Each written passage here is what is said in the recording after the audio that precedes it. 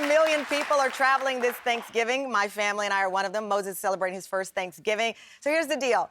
A lot of us are flying, and there's an issue when it comes to booking flights and separating children from their parents. We're hearing about it more and more. My mother comes to visit me often with my 2 nieces. I can't tell you how many times I've had to call the airline and say, why do you put a 9-year-old girl by herself?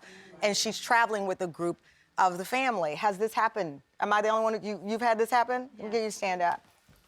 You've traveled with, hi, what's your name? Sharon. Sharon, when this happened to you? My husband and I travel together. Some of the airlines have stopped now where you have assigned seats. So as you get on, people sit wherever, and your kids may have to sit a few rows So back. you've had your kids a few rows back. Mm-hmm. And that's the thing, it's kind of crazy, so much so that New York Senator, thank you, Chuck Schumer, he's now demanding a policy that would keep families together on airlines. As I said, we're traveling with Moses. This is a true story. I just booked the flight a couple of weeks ago. My husband and I are together. Moses has his own seat. He's on a whole nother row. He's 7 months. I feel for the person who's got to sit with him that whole flight.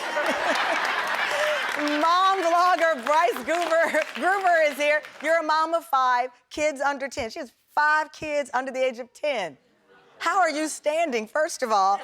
It's amazing. Why does this happen? Why can't the airlines group families together? And why do we have to have a law for them to just get it right? Well, this is ridiculous because I think every airline is just trying to make a quick grab at a few extra bucks and make profits go up. And I know a lot of people in the audience are saying, no, it's not a problem, but it is a problem because you're going to be the person sitting next to the crying kid. The Department of Transportation came out with a report. In the last year, 130 families were split up from their children. And that's just the people who complained and made a report about it. I know it's happened to me and I haven't even reported it, but imagine being split up from your 1-year-old or 2-year-old. Is the guy who's sitting next to that kid going to cuddle them and make them feel safe and give them some kind of sippy cup? Well, first of all, let's be clear. Or you don't want them. You don't know that guy. I'm not letting my child sit next to a stranger. Exactly. That's not going to happen. And here's the deal. I'm going to tell my mother's story. My mother, Mary Newton, Southern black mama, was on the plane, and this man would not change seats. And we had the 7-year-old, and my mom said, would you mind switching seats with me so I can sit next to my granddaughter? He's like, no.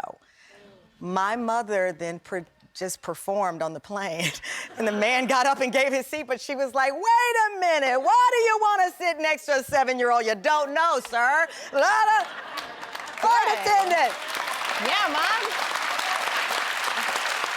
He sheepishly got up and switched, but why do we have to guilt someone into changing the seat? Well, that's insane, and I am so sorry to hear Well, no, that. people don't like giving up their seats. I think people feel defensive. I paid for this, this is mine. But also you paid for a quiet experience. So you can't on the one hand be, mom shaming these moms who got these kids who are crying or upset or maybe have a bathroom accident because they're afraid to ask the stranger next to them where the bathroom is. And on the other hand, you can't just move your seat and be a nice and decent person. And this whole concept of parent shaming and making it difficult for parents is something I'm always vlogging But about. I think that's one of the reasons we wanted to do this show. It's because I think a lot of us have forgotten how to talk to each other and respond to each other. Because I think if you approach somebody politely on a plane and say, hey, my 12-year-old niece is here, I'd like to sit next to her for her safety and for yours. The person hearing that request, sure, no problem.